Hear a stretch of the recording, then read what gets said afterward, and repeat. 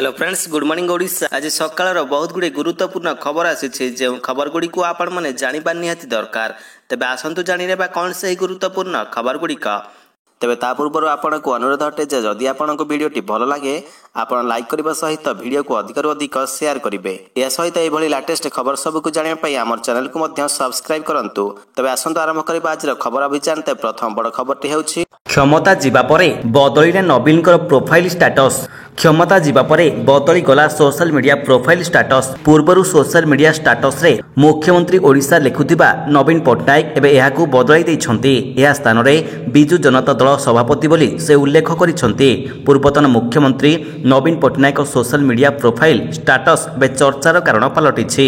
दीर्घ अढ़ाई दशंधि धरी राज्यर मुख्यमंत्री रहिथिबा नवीन पट्टनायक एथर किंतु गादीच्युत होइछन्ती। एहा परे से मुख्यमंत्री पदरु इस्तफा दे सारिछन्ती। जनादेश बीजेपी सपक्ष में जाइथा बेले आज राज्य में आरंभ हेबो बीजेपी शासन।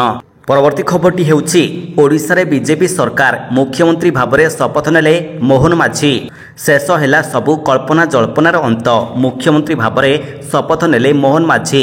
राज्यपाल रघुवर दास तांको शपथ पाठ कराइछन्ती। मोहन माझींकर सहित उपमुख्यमंत्री भाबरे केबी सिंहदेव और प्रभाती परिडा मध्य शपथ नैछन्ती। सेहिपरि 13 जन मंत्री मध्य आज शपथ नैछन्ती। प्रधानमंत्री नरेंद्र मोदी, गृहमंत्री अमित शाह, प्रतिरक्षा मंत्री राजनाथ सिंह, परिवहन मंत्री नितिन गडकरी उपस्थिति रे शपथ नेले मोहन माझी। सेहिपरि एही भव्य शपथ ग्रहण समारोह रे योगी आदित्यनाथंकर सहित प्राय 9 राज्यर मुख्यमंत्री उपस्थित रहिथिले।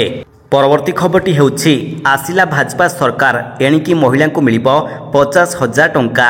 2024 साधारण निर्वाचन रे भाजपार विपुल सफलता परे दल सरकार गढ़िबाकू जाउछि। आज नुआ सरकार दायित्व ग्रहण करिवे।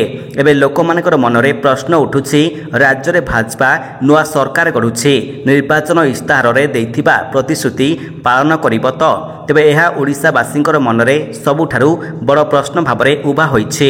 तेबे भाजपा निर्वाचन इस्ताहार रे मोट 21टी प्रतिश्रुति देइथिला। सबुठारु बड़ प्रतिश्रुति रहिथिला सुभद्रा योजना लागू करिबा। एही योजना अधीन रे प्रत्येक महिला को 50,000 टंकार नगद भाउचर दिया जिवो। एही भाउचर 2 वर्ष मध्यरे खर्च करा जाई परिबो। तेबे भाजपा देइथिबा 21टी प्रतिश्रुति हेउछि एक महिलांकर पई सुभद्रा योजना आरंभ करने संकल्प पत्र रे उल्लेख रही। यह द्वारा प्रत्येक महिला 50,000 टंकार नगद भाउचर पाइबे। 2027 सुधा ओडिशा रे 25 लाख लक्षपति दीदी सृष्टि करने को प्रतिश्रुति रही। 2029 सुधा 3,50,000 लोक मानकु नियुक्ति देवाकू प्रतिश्रुति। 4 राज्य बाहर रहुथिबा ओडिशा व्यक्ति विशेषकर कल्याण पाई समस्त मेट्रो सहर रे ओडिशा समुदाय भवन प्रतिष्ठा करने प्रतिश्रुति। 5 धान क्विंटाल पिछा क्रय मूल्य 3100 टंका करने प्रतिश्रुति। 6 मत्स्यजीवी मानकु अण उत्पादन समय 10,000 टंका लेखाएं सहायता राशि प्रदान। 7 ओडिशा को देशर तृतीय सर्वाधिक पर्यटक आसुथिबा राज्य तालिका मध्य स्थानित करने प्रतिश्रुति। 8 दुर्नीति विरोध में शून्य सहनशीलता नीति। 9 प्रधानमंत्री सूर्यघर योजना माध्यम ओडिशार सहरांचल एवं ग्रामांचल मागणारे बिजुली जोगाई देवाकू प्रतिश्रुति। 10 1.5 लाख खाली पदवी पूरण करने प्रतिश्रुति। 11 केन्दुपत्र तुलाळींकर पई आरंभ हेबो केन्दुपत्र तुलाळी कल्याण योजना। 12 पीएम आवास योजना रे 15 लाख घर गृहहीनंकु जोगाई देवाकू संकल्प। 13 रत्नभंडार चाबी हजिबा घटनार तदंत। 14 बुणाकार जीविका को उन्नत करने को प्रतिश्रुति। 15 अणसंगठित क्षेत्र श्रमिक मानकु 5 लाख टंकार बीमा कभर। 16 क्षमता को आसबार 100 दिन भितर आयुष्मान योजना कार्यकारी करने को प्रतिश्रुति। 17 विद्यालय ड्रप आउट रोकने को जनजाति छात्र छात्री को शहीद मेधो सिंह हाथ खर्च योजना 5,000 टंकार सहायता राशि घोषणा। 18 मुख्यमंत्री सहायता योजना वयस्क दिव्यांग विधवा निराश्रय मानकु 3,000 टंका मासिक पेंशन। 19 मिशन स्वास्थ्य ओडिशा रे स्वास्थ्य केन्द्र और प्राथमिक स्वास्थ्य केन्द्र रे 36,000 नूतन शଯ୍ୟାର व्यवस्था। 20 75,000 किलोमीटर ग्राम्य और जातीय राजपथ निर्माण। 21 हेउछि ओडिया रे आईन मेडिकल और इंजीनियरिंग पाठ्यक्रम प्रचलन करने को राज्य भाजपार घोषणा। परवर्ती खबरटी हेउछि प्रशांत जगदेव को मिलिला जामिन। खोर्धा विधानसभार नवनिर्वाचित विधायक प्रशांत जगदेव को मिलिला जामिन। हाईकोर्ट एही मामलार शुणाणी करी प्रशांत जगदेव को आज नियमित जामिन प्रदान करिसेंते। ପୋଲିଂ ବୁଥରେ ଗଣ୍ଡଗୋଳ ମାମଲାରେ ଗିରଫ ହୋଇଥିବା ପ୍ରଶାନ୍ତ ଜଗଦେବଙ୍କୁ ପୂର୍ବରୁ 3 ଦିନ ପାଇଁ ଅନ୍ତରୀଣ ଜାମିନ ମିଳିଥିଲା। ଏବେ ପ୍ରଶାନ୍ତ ଜଗଦେବଙ୍କୁ ନିୟମିତ ଜାମିନ ମଞ୍ଜୁର କରିଛନ୍ତି ହାଇକୋର୍ଟ। ପ୍ରଶାନ୍ତଙ୍କର ଜାମିନ ଉପରେ ନିମ୍ନ ଅଦାଲତ ସର୍ତ୍ତ ସ୍ଥିର କରିବେ। ପରବର୍ତ୍ତୀ ଖବରଟି ହେଉଛି ବିଜେପି ବୈଠକରେ ବିର୍ଲାଙ୍କର ନାଁରେ ବାଜି ସାରିଛି ମୋହର। ଉପବାଚସ୍ପତି ପଦ ଦୌଡ଼ରେ ପୁରେନ୍ଦେଶ୍ୱରୀ। ରାଜସ୍ଥାନରେ କୋଟା ଲୋକସଭା ଆସନରୁ ଲଗାତାର ତୃତୀୟ ଥର ନିର୍ବାଚନ ଜିତିଥିବା ଓମ୍ ବିର୍ଲା ପୁଣି ଥରେ ଲୋକସଭା ବାଚସ୍ପତି ହୋଇପାରନ୍ତି। ଆନ୍ଧ୍ରପ୍ରଦେଶର ବିଜେପି ଅଧ୍ୟକ୍ଷ ଡି ପୁରେନ୍ଦେଶ୍ୱରୀ ଉପବାଚସ୍ପତି ହେବାର ସମ୍ଭାବନା ରହିଛି। ସୂତ୍ର ମୁତାବକ ବିଜେପି ବୈଠକରେ ବିର୍ଲାଙ୍କର ନାମ ଉପରେ ମୋହର ବାଜି ସାରିଛି। ପରବର୍ତ୍ତୀ ଖବରଟି ହେଉଛି ବଦଳିଲା ଛୁଟି ନିର୍ଦ୍ଦେଶନାମା। ଛୁଟିରେ ରହିଥିଲେ ବି ଫୋନ୍ ଯୋଗେ ସମ୍ପର୍କରେ ରହିବାକୁ ନିର୍ଦ୍ଦେଶ। ସରକାରୀ ଅଧିକାରୀମାନଙ୍କୁ ଛୁଟି ନିର୍ଦ୍ଦେଶନାମାରେ ଆଂଶିକ ପରିବର୍ତ୍ତନ। 30 ଜୁନ୍ ପର୍ଯ୍ୟନ୍ତ ସରକାରୀ ଅଧିକାରୀମାନଙ୍କୁ ଛୁଟି ମନା ନେଇ ଗତକାଲି ସାଧାରଣ ପ୍ରଶାସନ ବିଭାଗ ପକ୍ଷରୁ ନିର୍ଦ୍ଦେଶନାମା ଜାରି ହୋଇଥିଲା। ତେବେ ଦିନକ ପରେ ନିର୍ଦ୍ଦେଶନାମାରେ ଆଂଶିକ ପରିବର୍ତ୍ତନ କରାଯାଇଛି। ନୂଆ ନିର୍ଦ୍ଦେଶନାମା ଅନୁଯାୟୀ ସରକାରୀ ଅଧିକାରୀଙ୍କୁ ସର୍ତ୍ତମୂଳକ ଛୁଟି ପ୍ରଦାନ କରାଯିବ। ଜରୁରୀ କାର୍ଯ୍ୟ ପାଇଁ ଛୁଟିରେ ରହିଥିଲେ ମଧ୍ୟ ଅଧିକାରୀମାନେ ତୁରନ୍ତ ଫେରି କାର୍ଯ୍ୟରେ ଯୋଗ ଦେବେ। ଅଧିକାରୀମାନେ ମୋବାଇଲରେ ସମ୍ପର୍କରେ ରହିବେ ବୋଲି ନିର୍ଦ୍ଦେଶ ଜାରି ହୋଇଛି। ପରବର୍ତ୍ତୀ ଖବରଟି ହେଉଛି 4 ବର୍ଷର ଝିଅକୁ ବାର୍ଡ ଫ୍ଲୁ ସତର୍କ କଲା ବିଶ୍ୱ ସ୍ୱାସ୍ଥ୍ୟ ସଂଗଠନ। ଭାରତ ସମେତ ବିଶ୍ୱର ଅନେକ ଦେଶରେ ଆତଙ୍କ ଖେଳାଇଛି ବାର୍ଡ ଫ୍ଲୁ। ପୂର୍ବରୁ ଆମେରିକାରେ ମଣିଷ ଦେହରେ ବାର୍ଡ ଫ୍ଲୁ ଚିହ୍ନଟ ହେବା ପରେ ଏବେ ଭାରତରେ ଚଳିତ ବର୍ଷର ଏହା ପ୍ରଥମ ମାମଲା ବୋଲି ସୂଚନା ମିଳିଛି। ପଶ୍ଚିମବଙ୍ଗର ଏକ 4 ବର୍ଷର ଝିଅ ବାର୍ଡ ଫ୍ଲୁ ଭାଇରସରେ ଆକ୍ରାନ୍ତ ହୋଇଛି। ଏନେଇ ବିଶ୍ୱ ସ୍ୱାସ୍ଥ୍ୟ ସଂଗଠନ ସୂଚନା ଦେଇଛି। ପରବର୍ତ୍ତୀ ଖବରଟି ହେଉଛି ଚାଲବାଜ ଚୀନର ବନ୍ଦ ହେବ ମୁହଁ। ଶପଥ ନେବା ପରେ ମୋଦି ସରକାରଙ୍କ ବଡ଼ ନିଷ୍ପତ୍ତି। କେନ୍ଦ୍ରରେ ସରକାର ଗଠନ ହେବା ମାତ୍ରେ ପ୍ରଧାନମନ୍ତ୍ରୀ ମୋଦି କଠୋର ନିଷ୍ପତ୍ତି ନେବା ଆରମ୍ଭ କରିଛନ୍ତି। ତିବ୍ଦତ ସମ୍ପର୍କରେ ମଧ୍ୟ ସମାନ ନିଷ୍ପତ୍ତି ନିଆଯାଇଛି। ତେବେ ଏହି ନିଷ୍ପତ୍ତି ଚୀନକୁ କ୍ଷତି ପହଞ୍ଚାଇବାକୁ ଯାଉଛି ବୋଲି ବିଶ୍ୱାସ କରାଯାଉଛି। କେବଳ ଏତିକି ନୁହେଁ, ଭାରତ ସରକାରଙ୍କ ଏହି ପଦକ୍ଷେପ ଚୀନକୁ ଏକ ଟିଟ୍ ଫର୍ ଟ୍ୟାଟ୍ ଉତ୍ତର ଭାବରେ ଦେଖାଯାଉଛି।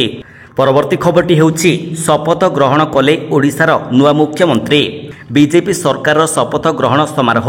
ଓଡ଼ିଶାର ନୂଆ ମୁଖ୍ୟମନ୍ତ୍ରୀ ଭାବରେ ଶପଥ ନେଲେ ମୋହନ ଚରଣ ମାଝୀ।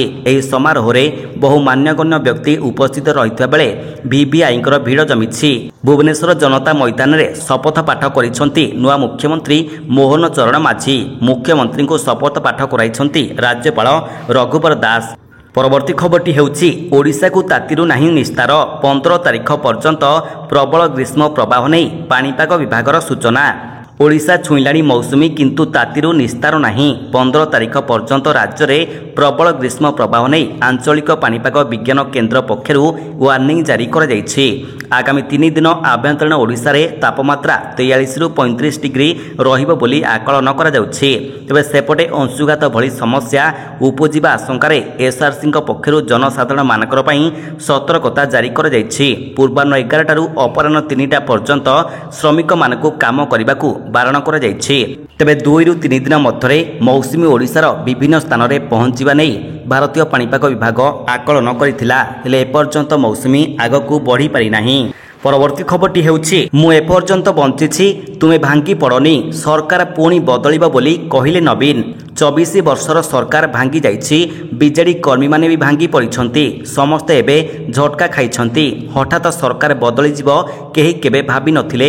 କର୍ମୀମାନଙ୍କର ଭାବନାରୁ ପୁରା ବିପରୀତ ଘଟଣା ସବୁ ଘଟିଯାଇଛି, ଯାହାକୁ ନେଇ ଏବେ ଦୁଃଖରେ ଭାଙ୍ଗି ପଡ଼ିଛନ୍ତି ବିଜେଡିର କର୍ମୀମାନେ। ହେଲେ ଜଣିଏ କେବଳ ଭାଙ୍ଗି ପଡ଼ିନାହାନ୍ତି, ଆଉ ସେ ହେଉଛନ୍ତି ଦଳର ମୁଖିଆ ନବୀନ ପଟ୍ଟନାୟକ। ବିଜେଡିର କର୍ମୀମାନଙ୍କୁ ପାଖକୁ ଡାକି ସେମାନଙ୍କର ମନରେ ଉତ୍ସାହ ଭରିଛନ୍ତି। ସରକାର ଭାଙ୍ଗିଗଲା ପରେ ନବୀନ କର୍ମୀମାନଙ୍କୁ ଉତ୍ସାହିତ କରିବାରେ ଲାଗି ପଡ଼ିଛନ୍ତି। ପରବର୍ତ୍ତୀ ଖବରଟି ହେଉଛି ରାସନ କାର୍ଡକୁ ନେଇ ଆସିଲା ବଡ଼ ଅପଡେଟ୍। ଆଧାର ଲିଙ୍କ ପାଇଁ ବଢ଼ିଲା ସମୟ।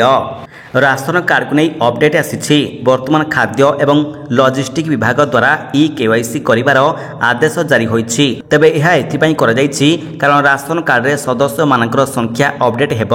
ଅର୍ଥାତ୍ କାହାର ବିବାହ ହୋଇଯାଇଛି କି ମୃତ୍ୟୁ ଘଟିଛି ତାଙ୍କର ନାମ ହଟାଯାଇଛି। ଅର୍ଥାତ୍ ପରିବାରରେ ଯେତିକି ସଦସ୍ୟ ରହିଛନ୍ତି ତାଙ୍କର KYC ପୂରଣ କରିବାକୁ ପଡ଼ିବ।